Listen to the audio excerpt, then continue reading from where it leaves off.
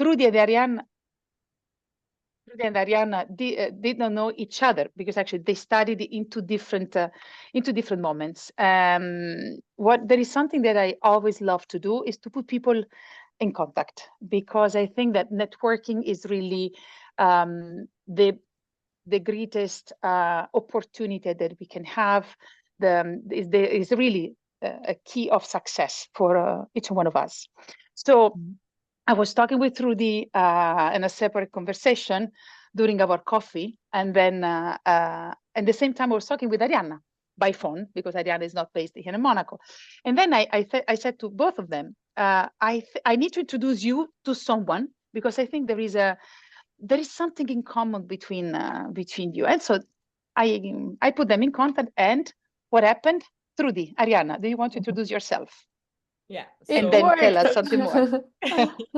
Yeah, we basically created the first podcast in Italy that speaks about luxury and management in one channel, and it's called 𝘀𝗲𝗰𝗂𝗀𝗃𝗀𝗃. We will give you a little bit of insights. I'm Trudy Berger, and I'm the founder and CEO of Brand Therapy, which is a brand management agency here in the Principality of Monaco. And you, Arianna? I'm Arianna Alessio. I'm the founder of 𝗀𝗂𝗲𝗃 Luxury. It's a consulting company and training company for professionals in luxury, especially for retail. So we aim to create the best retail experience possible. And together, Annalisa said it right, she put us together with just an idea, just a thought that we could get along and we could exchange some thoughts and so on. And a little bit more than 1 year ago, Trudy and I started brainstorming, what can we create? We want to create this podcast. And eventually, we developed 𝘀𝗀𝗃𝗀𝗃𝗀𝗃 the way it is now. It's been a process. I'm going to spoil a little fun fact. During our first ever video call, we were introducing each other and sharing insights about our entrepreneurial journey, is in that specific moment. So during the very first video call that we said, let's do a podcast together. So this is a little fun fact that's not a lot of people are aware of. Yeah, that's true. That's true. And you made it. And we made it. Yeah. We are into the second season. So what is a Luxury 360, actually? What is the great idea that you built up together? You go, Arianna? 𝘀𝗀𝗃𝗃𝗀𝗃, and the idea behind it is basically to make luxury and a luxury conversation very concrete, very understandable, very easy to follow for anyone and for professionals. Because in our episodes, which last 30 minutes more or less, we chat with professionals, with entrepreneurs, with peers. We had the pleasure to host Annalisa as well.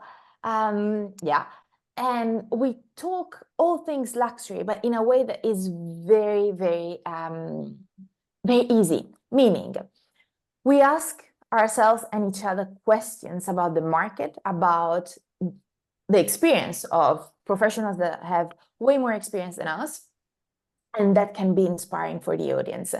And then we exchange some thoughts. So it's a very candid conversation that has the aim to bring forward and to underline some important aspects of luxury that are often forgotten or often not seen, because it's the behind the scenes and it's the voice of the luxury professionals themselves. Yeah, just to add a little thing, it's we decided from the name itself, we decided to go for 𝘀𝗀𝗃𝗃𝗀𝗃 because as in our daily job and as also we had the pleasure to do through the university, usually when you think about luxury, the first sector that comes to mind is fashion, which is, of course, is very important, especially in Italy. But there isn't only that. You have so many other sectors that sometimes are not the first one that comes to mind. And there are even others that are really behind the scenes. So that's why we decided to call it 𝘀𝗀𝗃𝗃𝗀𝗃. And in every episode, we speak about a specific sector with a specific guest, or it's just Arianna and me where we share insights and our point of view on different theme or topic. So at the end of each conversation you have with your with the participants to the podcast, you always ask one question. That is, who's the person or experience that inspired you and that got you close, brought you closer to luxury. So now I ask you to both of you the same question. So why you have started your journey in luxury? So when you decided to apply to IUM, basically. So I just gonna do a little bit step before. Before joining IUM, I did an internship in Missoni. I was at the press office in Milan. And that was the moment in which I said, okay, I really want to focus in the luxury industry. So then I applied to the master because I was fully sure that I wanted to deepen my knowledge about the luxury industry. As I was saying before, usually when we think about luxury, so many times it's often associated with the fashion industry. But I just wanted to go broader, I just wanted to have a very deep understanding of the luxury industry. And I was simply Google searching for masters that could allow me to get that insights about the luxury industry and solid foundation and experience and expertise.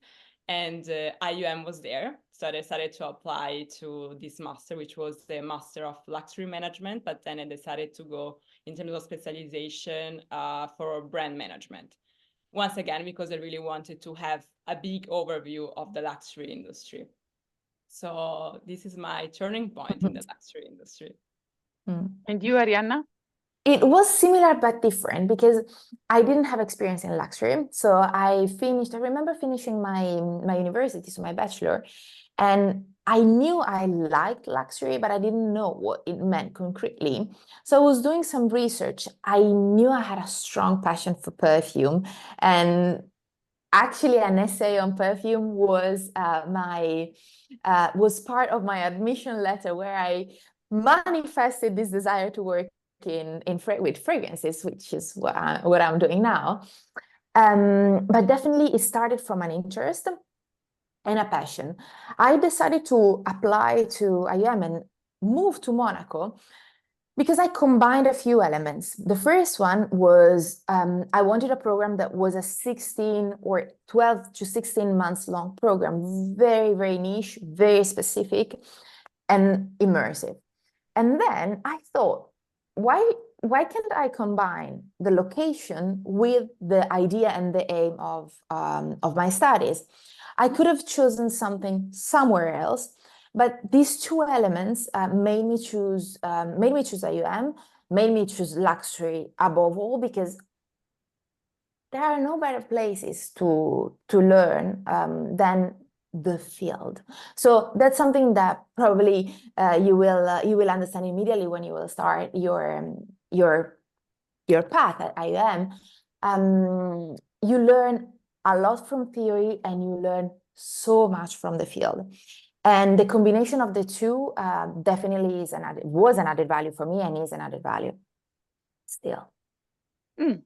Thank you for sharing with us the beginning of this journey. So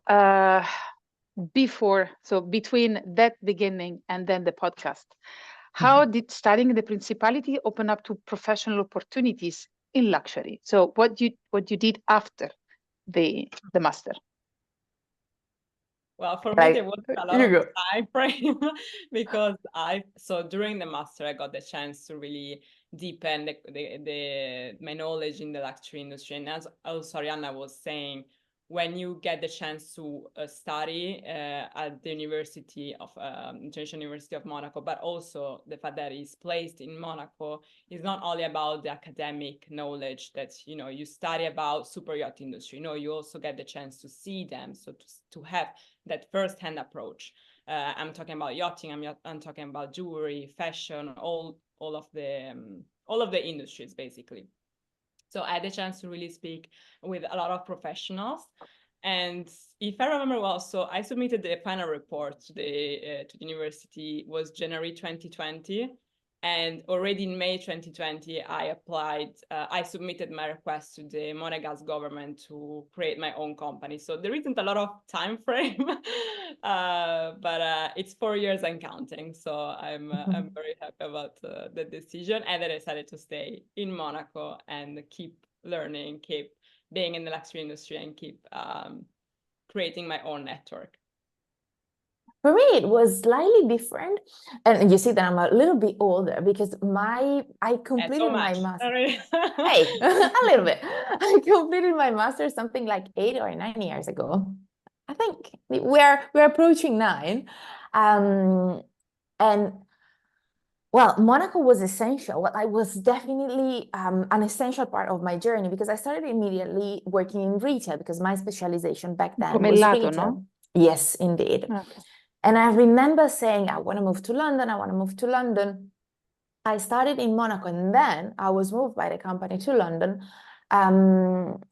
which was a huge learning experience for me. So what Monaco did, and what still does when I come and visit, it gives me every time so many inputs and so much context and contacts with professionals, because in one place there are many interests that are gathered, and there are people with the same interests going towards the same objective. Meaning, if we want to create something, we put all the energy in to create that something immediately. So I think that it's a great balance between being surrounded by what inspires you and getting creative, and also being very dynamic and becoming very dynamic. Because there are moments, I think, in everyone's life where you are more dynamic and moments where you are a little bit more chilled. A good balance between the two definitely brings the best out of you. But during the master, I definitely felt that. I felt the dynamism. I felt the fast-paced in an organic and healthy way, though. So this was the very beginning of what would have happened next. So then my career and the development of everything then. So despite of such a long journey between the master and where we are now, do you have any memory, so can you share with us the experience, a unique experience that really stayed in your mind?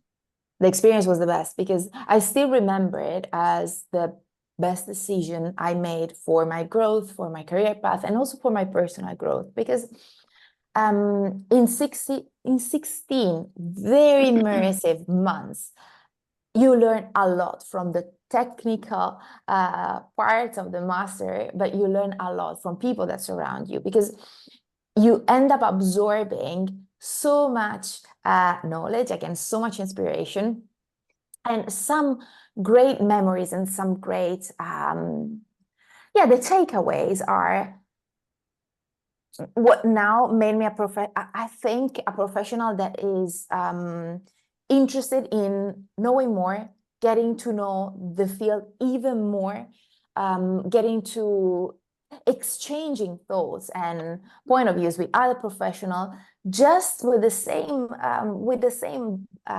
approach and with the same vibe that I had 9 years ago. So the master definitely gave me the tools to approach the luxury industry in a proactive way for the future.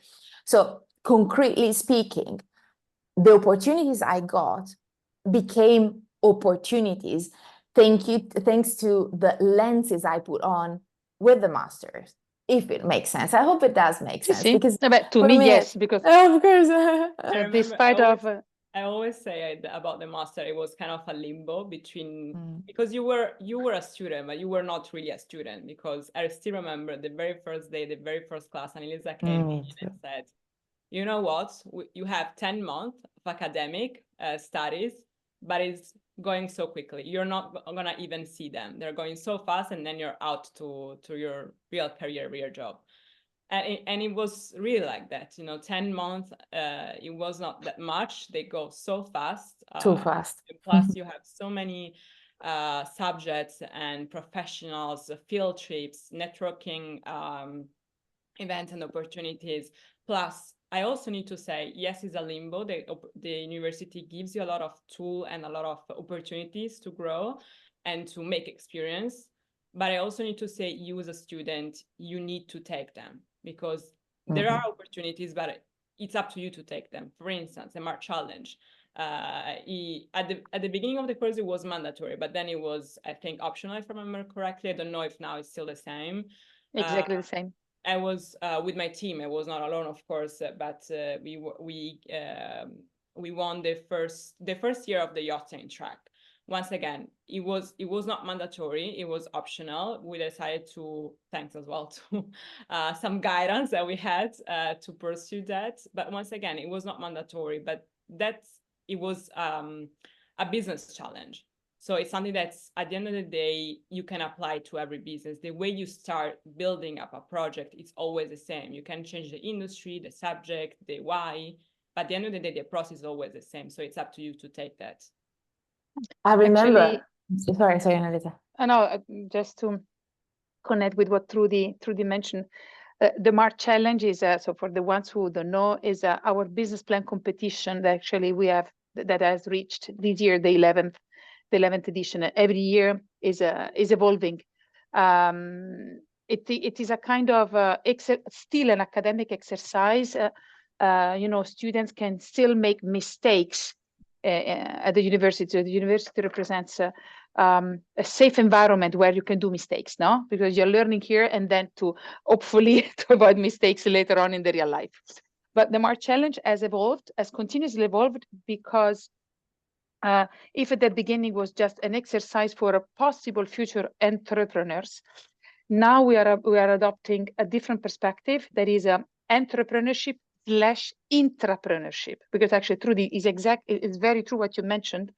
So the logic of how you would develop a project can be the same if it is your own entrepreneurial project, or if it is as a project manager, as Arianna was, for a company, when you have to approach everything. The only difference is that you are putting your own money when you are an entrepreneur, and then you're using somebody else's money when you have a project manager. But the logic is the same. So, and then with this evolution, we have seen that the students are much more naturally involved, because they don't sit with them, with this distance as it was in the past. But so, just to clarify, Arianna, you wanted to say something? It's a great opportunity and tool, honestly. It's amazing. I was actually substantiating your point, remembering some lessons from one of our professors, which said you have now the opportunity, exactly what you said, Annalisa, to make mistakes, to try as if, to role play, basically, as if we were in the field, as if we were in a company. And this applies to every subject, but with the safety net and also with a sort of parachute that nothing really bad is happening. What's the worst thing that can happen? You are not overperforming in one subject, you will get a better grade then. You make a mistake in a group exercise, you learn. This is something that is extremely valuable, because this program also comparing it to other programs, which I had the opportunity to discover, to take, is very concrete, meaning you learn by doing, you learn the theory, and then you learn by doing, because the theory is applied. So it merges theory with then actions, which is extremely valuable, because when you go out there, you will see with your internship and with your first jobs, you don't really want to make mistakes. You think, I remember I was young, and I remember thinking, well, it's just an internship. It's not just an internship. An internship is an internship or a job is the first moment that you have where you show that you are a responsible person, that you are a capable professional. So you want sort of to prove yourself. You are glad that you learned during the masters. And we are talking about mistakes. And I'm sure that when you started your entrepreneurial venture, you faced some challenges. I'm sure, Of course, everybody. So who doesn't? Before replying to this question, somebody's asking again the name of the podcast. It's Lusso, Lusso 360. Lusso 360. It's in Italian for the moment, I need to say that. But we're gonna work to implement other languages, so stay tuned. Yeah. And you can find it on Spotify, on Amazon, and it's on all the digital platforms. So Spotify, Apple Podcasts, Amazon Music, if I'm not wrong, also Google Podcasts. So you just need to search for it, and I'm pretty sure it's gonna pop up somehow. Okay, then don't worry. We are following the questions, guys. We will reply to them at the end. So back to the challenges. Can you tell us something? So what was the main challenge that each of you faced at the very beginning of your career as entrepreneur? Shall I? First challenge, the fear of the unknown, 100%. I didn't know what to expect. I knew I was a solo player, and you know, you have to somehow bet on what you really believe you want to do, and you need to bet on what you are creating, so on your vision, and at the same time make it work. So it's a mix. The fears and challenges were definitely fear of the unknown, knowing that I had to start from zero, and I had to make it work from zero, knowing that I had some experience. Then an everyday challenge is to reinvent yourself every morning, because every morning you wake up and you're like, okay, this is my mission, this is my vision, and this is how I'm going to develop it today, tomorrow, for the next month, for the next 2 months. And also the flexibility is so essential, because you will need to adapt your path, your decisions, the responsibilities that you take, also the satisfactions that you get. You need to adapt them to the context of that specific moment. The vision that you have today is not the vision that you will have in 6 months, because what will happen in the meantime will definitely change the evolution of your path. And to speak very concretely, I was not focusing 100% or even 80% on my trainings, on literally the training part of my consultancy, before trying to be a trainer, before working for another company who's doing only this, and discovering that I really like it and I'm really enjoying it, and that I can be of use to so many professionals. So you discovered something new, something unexpected, which is, yes, a challenge, and at the same time an opportunity, and what makes you smile every day, because it's definitely not every day the same job. I can agree with the unknown. I will not see very much as a challenge, but as a mindset, basically. When you're an entrepreneur, you need to have that uncertainty that comes with entrepreneurship path, simply as that.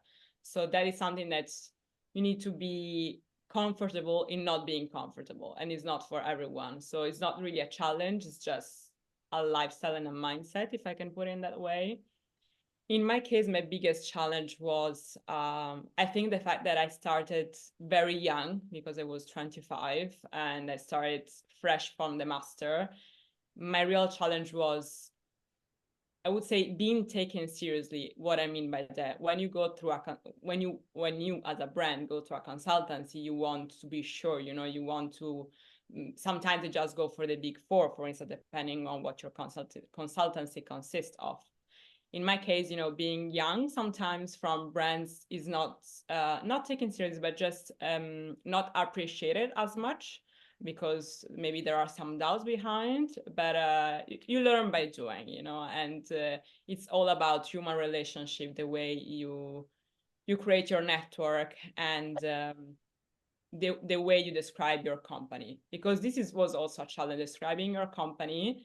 You need to try more time on how to pitch it in the best way, because sometimes you think you're clear, but you're not, because your own point of view is not the one of everyone, and also you need to adjust a little bit depending on who you're talking to. So this, I think, could summarize the challenges. The challenges. We're talking about experiences, challenges, and actually, and that you're between lines. I see there are already some tips for the new generation of luxury managers. There is a question. Celine is asking: would you recommend gaining work experience in the luxury management or other fields before starting the program, or do you believe that the school provides sufficient practical experiences and training during the course of study? I would say it would not be through. mandatory to have that. Of course, I'm also a person that loves to work. Like, I love to get my hand dirty, in a sense, you know, really go. I'm very curious, so I like to see different things already. Before, for instance, before joining, during my first year of the bachelor, so I was doing that in Milan. I was also working as a hostess for Alitalia, which is a flight company, the national, how do you say? Airline. Airline, thank you. Italian airline. Prego. In Italy. And that's, I have the first experience about client management and client relationship. Of course, this is not related to the luxury industry, it's just a normal job. I think that the more experience you can get in life in general is always a plus. Is it mandatory to apply for a job before applying for the master, or to have a luxury experience before applying to the master? I don't think so. Then I don't know if the criteria of the university changed. No, this is just this is a question. Yeah. If you can, well, yes, why not? For you, Arianna, what do you think? I agree. I would, what I would recommend, what I would suggest, because this is what I would recommend to my younger self. Get experience, not in luxury, get experience from the mass market first, join the program, and then get your experience in luxury during the program and after. What I mean by that, when you will start the program, probably you will discover that that's your biggest passion, because that's why you chose luxury. And you will not choose anything else. That was my choice. That was I still say it 9 years later, this is the only thing I can do. This is the only field I can work in. However, I would have loved if my younger self had a little bit more experience in the mass market to gain perspective, because the perspective that you gain beforehand can be used, can be of use later. So gain the experience from the mass market before, because it's always useful. It's inspiring. You will learn a lot definitely by professionals and by mentors. Then study and then work in luxury. So this would be my choice now. So just to go back, thank you to both of you. Actually, Trudy, no, this is not a criteria. So our students can join us straight after their bachelor studies. So we do not require any specific experience, but for sure, any experience can be a signal of a natural interest or a passion, or an expertise gained in a specific environment. And actually, this is not helpful for us, but is helpful for every applicant, because the previous experiences will accelerate the transition from school to the real life later on. So guys, yesterday I was having a conversation with a young Italian guy, and the Italian university doesn't oblige students to do any internship. Not so in certain schools, yes, in some others, no.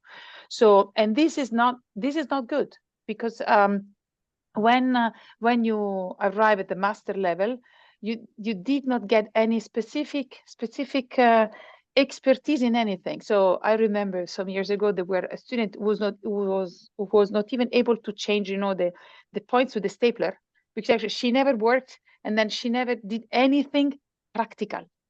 So even if you work as an hostess, even if you work as a for events, or for as a secretary, everything can enable you to understand what working, what like living in the real life means. So this is the biggest. With the group project, or even with all the subjects that you get to learn during the master, if you had that experience, you see things from a different perspective. It's not only academic, but you can see the relevance of certain things because you live them yourself, those experiences. Like, it's just a different understanding of a subject, I would say. Yeah. Going on with my questions, guys, if you want to, there are other questions, but I would keep it for the end. So I will reply to the remaining questions on later on. So I would like to ask you now, what is the so we talked about challenges, but what are the greatest satisfaction you had or you are having as entrepreneurs? I think it's an everyday satisfaction. Like, as I was saying, you need to live with uncertainty, and the fact that also Arianna was mentioning the fact of evolving every day and just see how things are getting into shape together. I think that is a great satisfaction, and also just when you see client satisfaction from the other side, being a consultant, it's a great pleasure because it means you did your work and you did it well. So I think client satisfaction is a good point for me. I agree on client satisfaction 100%.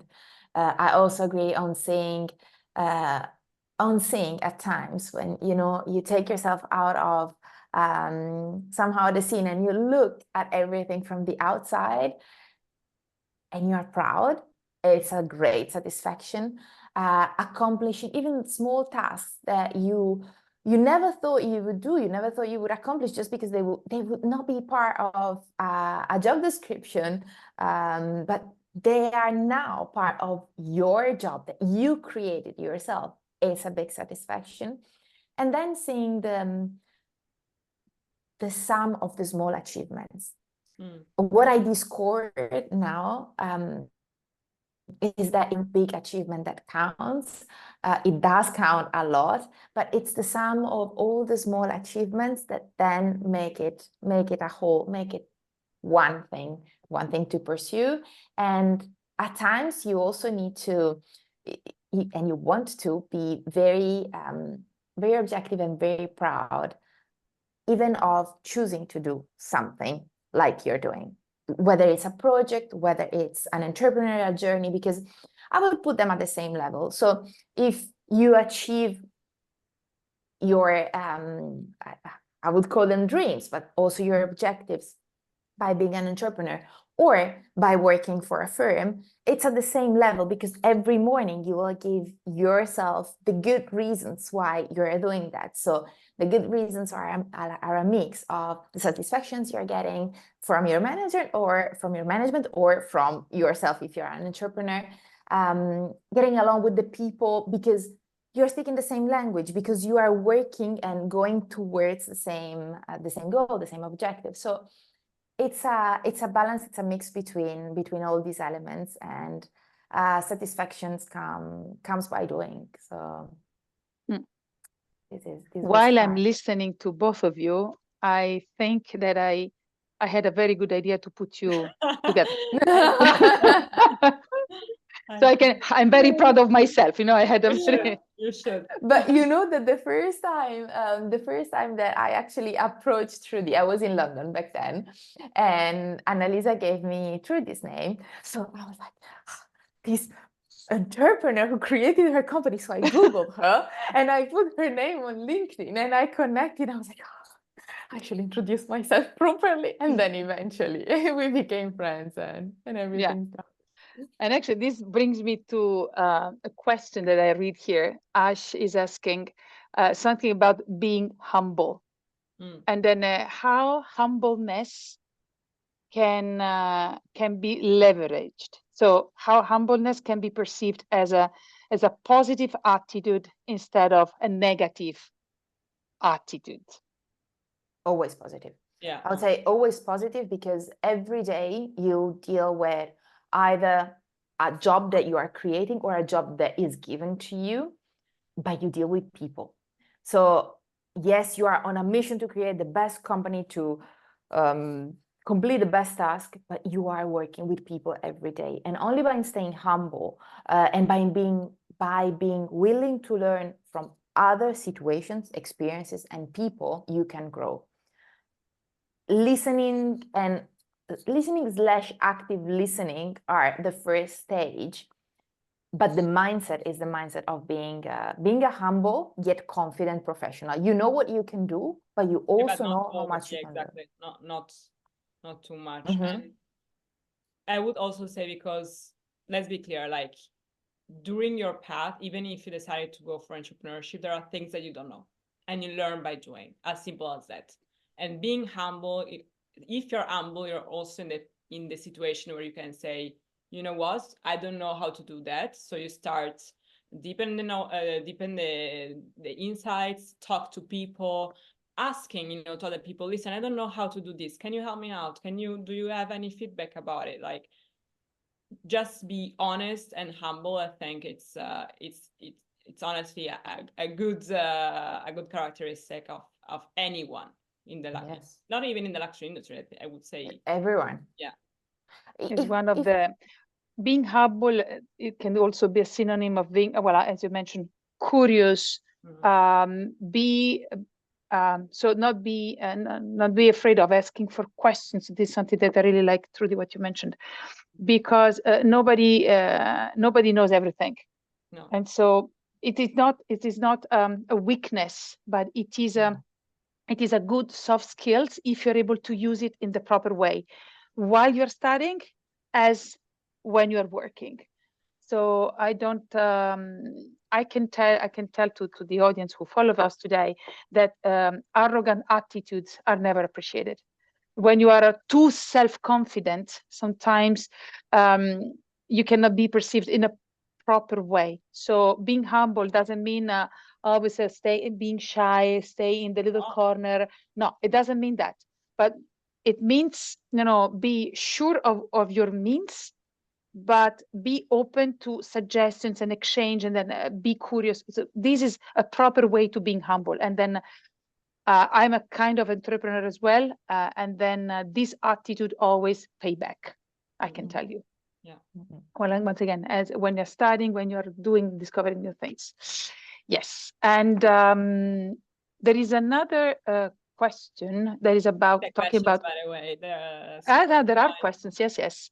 Is about in another soft skills that are foreign. No, maybe it was a technical skill.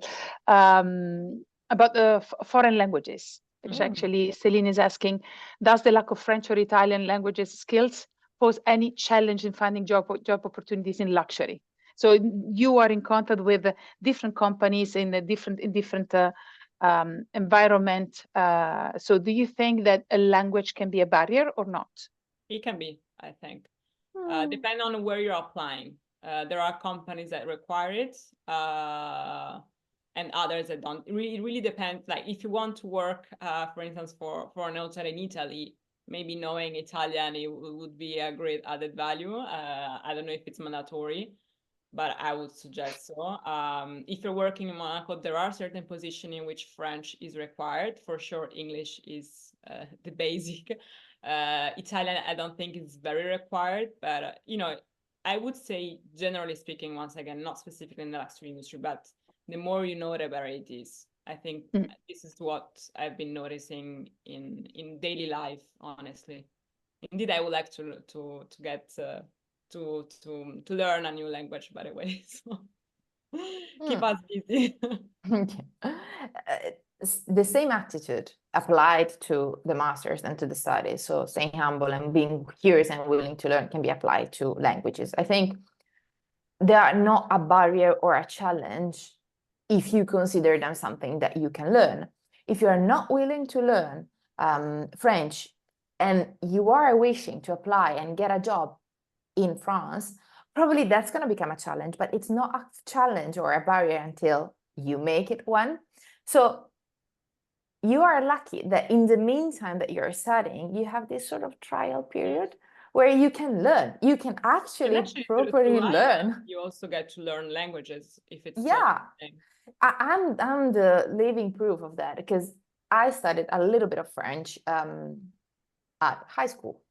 Completely forgot about French during my bachelor's, and then I applied to the master's, did my courses all in English, and I was extremely lucky because I found some of my best friends there. But we were all English speaker, not native, but we were speaking English amongst us.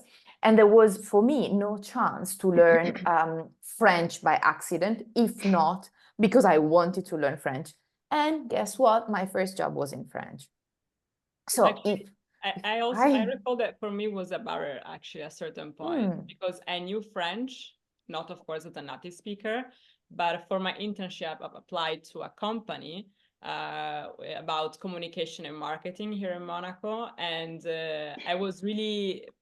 we were two candidates, so the very last part of the application, and they decided to go for the other candidates because she was a native speaker and because we needed to write as well text and perfect French, and also the computer itself was in French. With the French keyboard was French, which is, if not familiar with, is not as the Italian one. I think it's called QWERTY. The French one is different. So it can actually be a barrier, but it really goes down to where you want to work, what do you want to do, how much you want to learn. Exactly. And suggestion is, if you have the chance to learn a new language, why not? Bottom line. 𝘀𝗙𝗰𝗰𝗲𝗀𝗀𝗀𝗀𝗀, or sorry for my very bad pronunciation. So the question is about job opportunities for Indian students with no French speaker after completing the master. If I'm not wrong, both of you had Indian classmates, especially you, Arianna. You had Manasi and 𝘀𝗙𝗰𝗲𝗀𝗀𝗀𝗀. So what Indian students can do after their programs? Funny enough, I spoke with 𝘀𝗙𝗰𝗲 today, which was in Milan these past 3 days, working as a buyer for one of the biggest luxury not conglomerates, but brands in India. So 8 years later, we have the answer.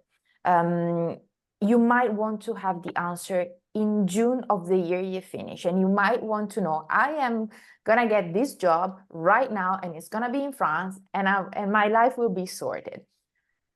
It depends. What I saw from my colleagues was first an approach that was a little bit more academic, so they went for the thesis first, and then they started working with internship or directly with jobs. Not many of them, at least not those that I remember, stayed in France. They moved everywhere. They moved to Dubai. They were amongst those who traveled the most, reaching also great levels of then career growth and so on. Disha, I know, is still in Dubai. Many of my classmates are around the world, and they are all working in luxury. So there are opportunities.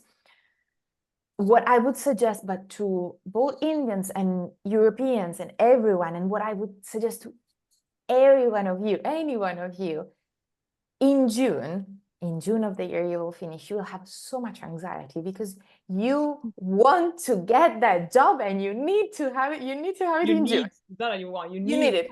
You need it. It needs to be in June, no later. And maximum that you can accept is July. So my advice would be to combine a little bit of patience and a little bit of confidence as well, that a job in June is not the answer for life, nor it is in July.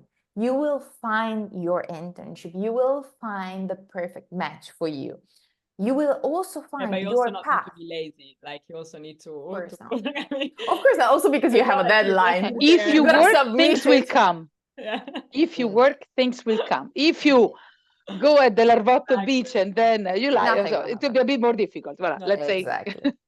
But with the right approach, then you will get to where you want. So you have those 3 months, I think, still 3 to 4 months to submit your internship approval, because I remember finishing and then having to submit where I was working, or if I wanted to do my thesis and so on. So you have a little bit of time, and both for Europeans and non-Europeans, there is enough time. And if you're willing to do the work.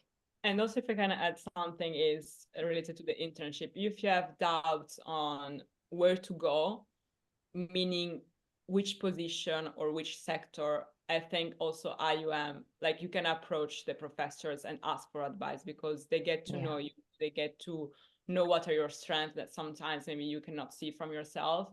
So once again, ask in case for advice. That is always a good starting point if you are in doubt. Not rely everything on others, of course, but you can ask for advice. Absolutely. Yeah. So when I look at you, I try to remember the classmates you were with, and then but just by memory, I see that many of your classmates, as you girls, both girls, they made a great success. So some of your colleagues are having incredible positions. I think about Giuseppe, I think about Anna, Nicola. So there are so many colleagues that really made a very important positions in the luxury business. So both of your cohort were super successful, I have to say. And I think that the key of success, there's something that an anonymous person is mentioning. While a student at IUM, how would you advise we grow our network with other students?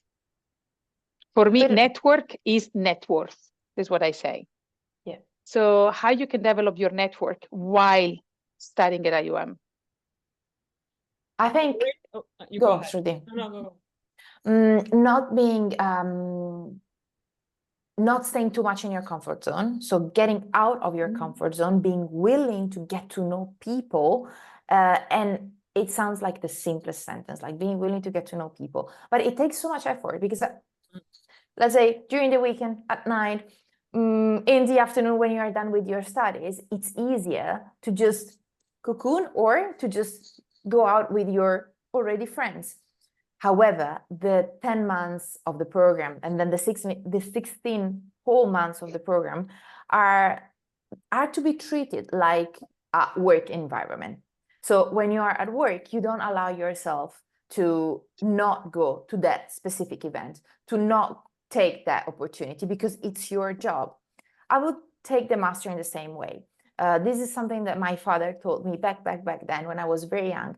University, for now, is your job because as an Italian, we don't work and study at the same time, or most of us don't.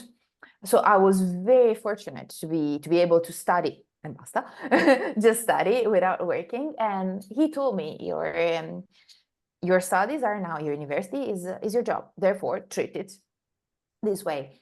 In Monaco, there is a great potential of growing your network, talking about professionals and talking about fellow students, sometimes alumni as well. Alumni, the community is big. Trudy lives in Monaco. The community of alumni is powerful, more or less everywhere.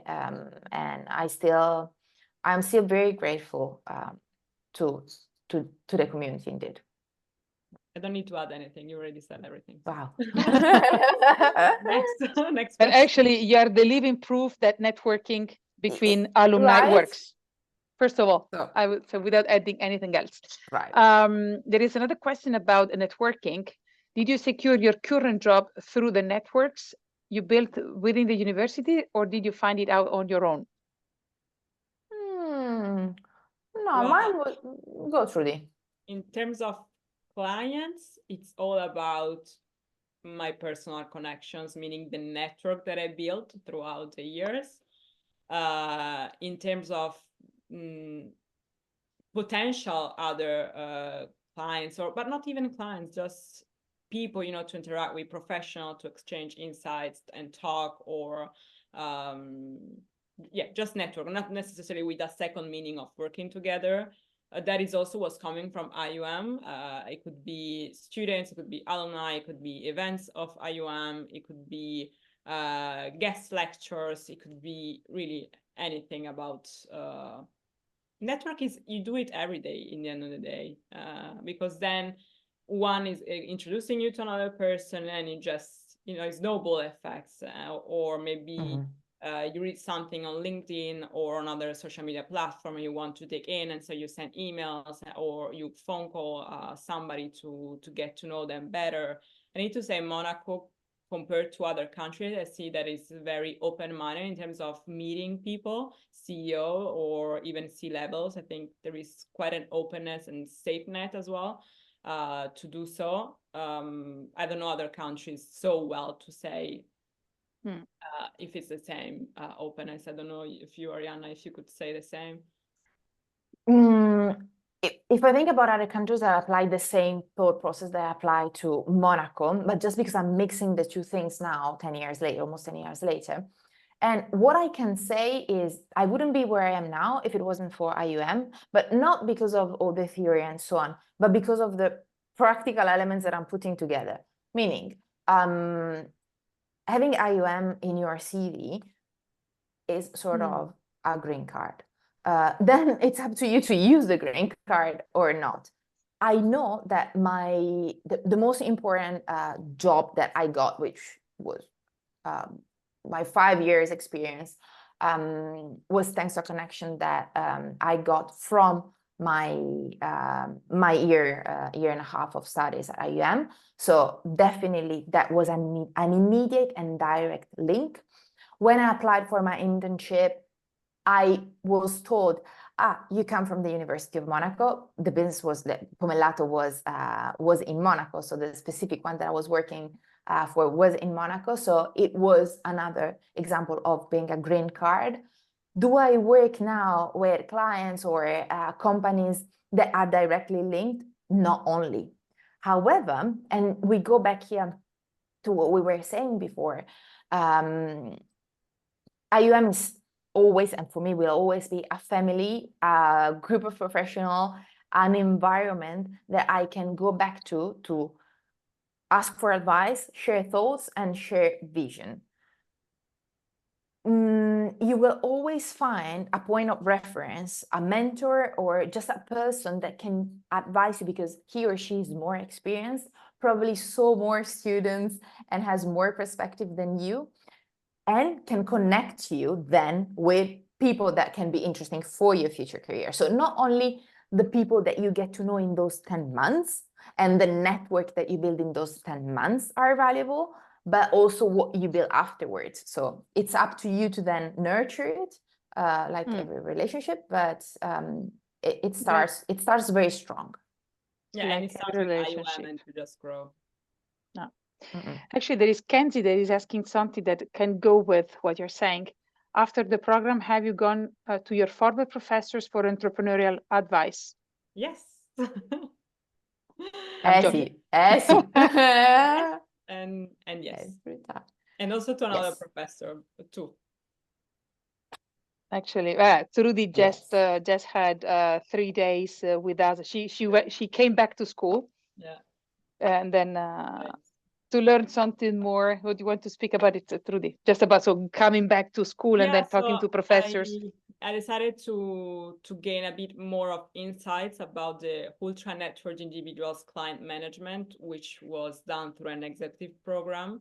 And it was the first edition, and I was very glad that I took that opportunity. I was also talking about with Annalisa before actually applying to the master, because I wanted to know, because you're already, of course, coming from a master in 2018-19, I was wondering, can I really know something more, or it would just be a very intense course for who, I don't know, somebody that doesn't know anything about it. And actually then speaking with her and speaking as well with Miriam, who is in charge of it, with also Professor Klaus, who's actually taking the course and shaping it, then for me it was a straight answer to say yes.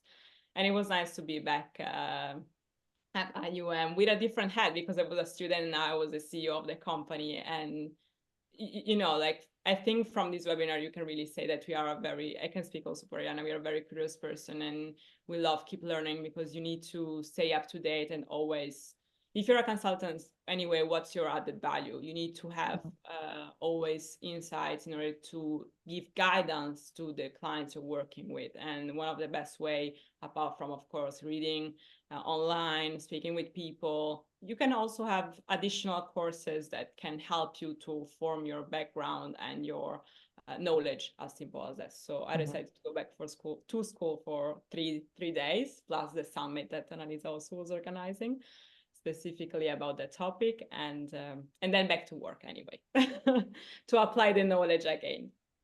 So actually, for our attendees, there is one aspect of my job that I love the most is to maintain a constant relationship with the alumni, because for a reason or another, students come back to me, come back to us, come back to other colleagues, because they want to share a success, because they want to ask for an advice, because they want to ask for suggestions for new entrepreneurial adventures. So you made me think about a former student who has now his own refitting yachting company, and then he built it from the scratch, and then they wanted to extend their service offers, and then he came back to Monaco. He flew to Monaco to get additional insights and then to refine the idea. So this is something that we love to do, because IUM being so small, so the relationship that we are able to build are real and strong and stay in time. Just to, but there are so many examples that I can mention, but it will be so long. I can confirm every single word. For real. Yeah. And what is interesting is that sometimes students are contacting us back, not just for advices, but to invite us and at their weddings. And their parties and big anniversaries. So so this is so IUM is like for my perspective, it's a little family. Yeah, it is. It's a little family. So 100%. Students remain IUM students, alumni forever. Yes. And I don't remember. I'll see. Ash was asking about networking. Sorry, back to the point.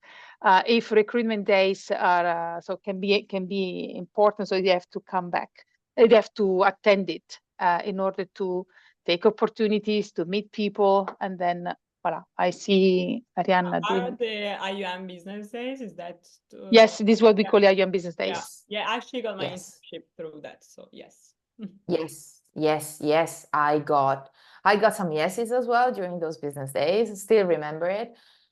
And always treat those days, even if you already know that you're going to follow an entrepreneurial path. Let's say you know it already in January. Take all the opportunities that you get to speak with HR and with companies that are present there, because there's no better place to get to know them, to get in touch, to really role play in a way and put yourself out there as a professional with the parachute that I was saying before. So it's very different than applying to a job position through the internet. A job post is treated in a different way, very, very different way. So I would say take all these opportunities, even just as a training for life. That's what I wanted to highlight, the training part, because training for life. You don't get to do a lot of application and interviews, and the first one can be stressful. Yeah. So it's I think it's a good training. I would not say apply to every company, because it would be too much. And so people approach in this way. I would say go for the one that you would really like to work with, and 2 or 3 or something like that. And you can use those opportunities to train yourself and treat it seriously. Yes.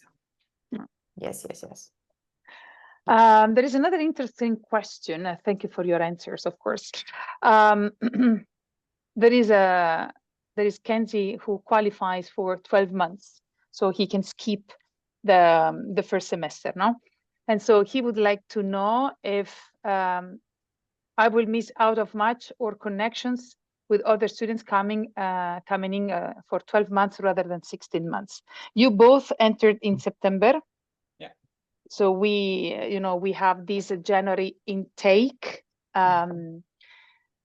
So I don't know what is your experience, and then I can share my thoughts about this question. Look, I think I have experience from both perspectives, because some of my friends joined later. It gives you more of an idea of a complete project when you start in September, but concretely speaking, it doesn't change as long as your approach in January or in February when you join is proactive, because you enter a class that is already created. So you enter relationships that are already there. Groups are already created. Friendships are already made. But the barrier lasts minutes, 1 hour maximum. So then you start working together and you start being one bigger team. So don't be afraid. At the same time, immediately start very proactively. I do remember the friends that I have who joined later. They had zero issues. They were very proactive. So I would recommend it as much as the start in September. Again, it's about your attitude and your I also had students that came in the second intake, so I think it's January, February.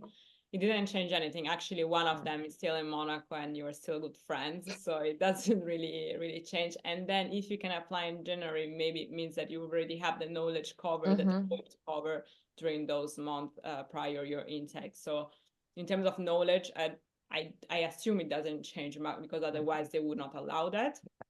In terms of friendship, network, and everything, you still have time. It's not that you have deadline or expiry date, so it's totally fine. And anyway, I can say the students at the IUM, from my point of view, and also the students that I encounter later, so when I was not a student anymore, the feedback is always so enjoyable and so family. So it's also from your peers and your classmates are going to be open to meet you and to get to know you better. And there will be plenty of opportunities to do that, I'm sure. I know the schedule is quite intense. Let's say that when there is the new wave of students, fresh students arriving in January, they bring a sense of freshness, no? There is this curiosity, who are the new students. So there's no difference, as Trudy correctly mentioned. If you're eligible for January, is because you have already certain knowledge, and so you can technically skip this part. The only difference is that I'm always using the same anecdote. Like if you are I don't know, joining your friends during a holiday that started a bit earlier. So when you join your friends a week later, basically the only thing that you skip is all the jargon. So there's a holiday jargon that has been developed because of the real life experiences or the struggles that they pass through. So this is the only thing you will really miss. But knowledge wise, and then the friendship opportunity wise, nothing really changed. Prego, Kenzie. Okay, and then look, the last two questions, guys, because actually then we're already talking over an hour. So do you believe that additional certifications courses have a significant impact on your CV? I'm currently taking the luxury management course at Bocconi University. Do you think this will be valuable? Are there any other specific courses you would recommend? Allora, I know that several applicants are doing the Inside LVMH course. All trainings, as you girls mentioned, are important, are relevant for your studies, are relevant for your own personal growth. Some courses, of course, will add a bit more if connected with the curriculum that you're willing to develop and to build.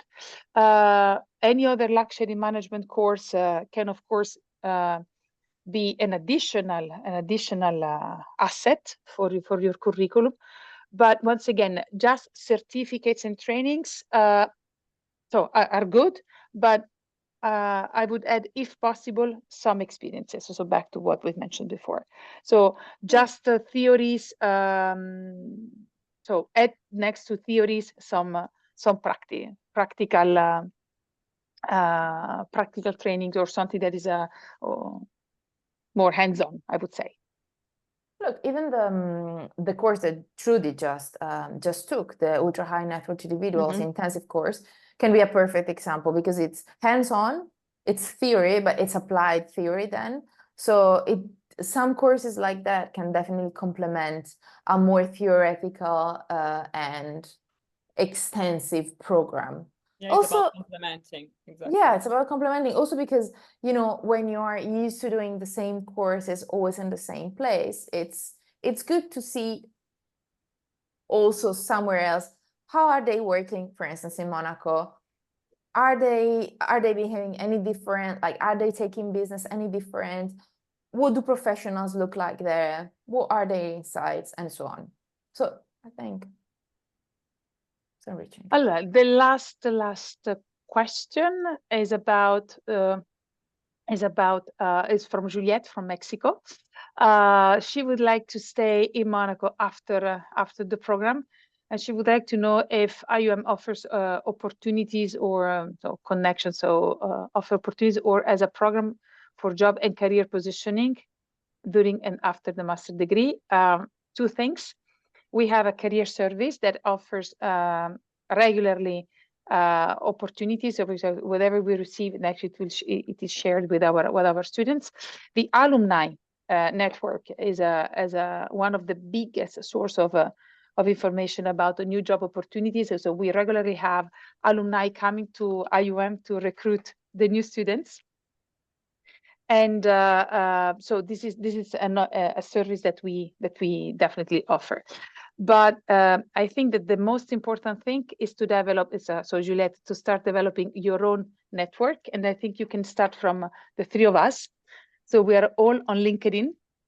And so through the Arianna and then me, so you can start contacting us, and then you can start building your own network in Monaco, in Italy, in luxury, through us. We have an extensive, each one of us has an extensive network. And so this is I think this is a good beginning. So we come to an end. Any last thoughts, Trudy, Arianna, before closing this nice conversation? I think we cover pretty much all. Yeah.